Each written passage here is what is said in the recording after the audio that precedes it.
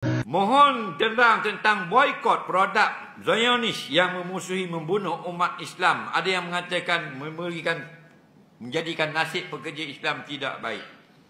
Dia yang pertama, kalau ada fatwa wajib kena taat.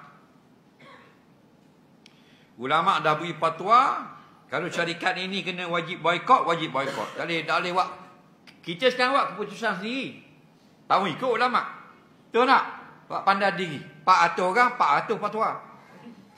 Nah, kita zaman sudah lari daripada mengikut ulul amri. Ati'ullah wa ati'ur rasul wa ulil amri. Ulil amri itu dua pendapat. Satu, ulama. Kedua, umara. Pendapat yang paling ramai di kalangan mufassirin, ulama. Okay? Ahluddin wal fikhi. Ahli agama dan ahli fiqh. Nah, kalau dipatwakan, wajib boikot.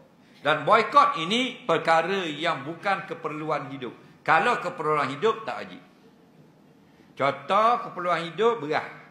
Contoh keperluan hidup, maknanya gula, minyak petrol, minyak masak dan sebagainya. Okay? Yang boleh pilih. Bila boleh pilih, boikot itu disuruh oleh pemerintah, wajib kena taat. Kemudian akan ada mudarat. Di antaranya mudarat, mereka hilang pekerjaan. Hilang pekerjaan ini mudarat ke manfaat?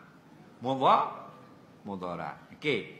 Mana lebih besar? Mudarat hilang 50 orang hilang pekerjaan dengan 5,000 orang dibunuh oleh peluru daripada hasil ekonomi yang support tentera Israel.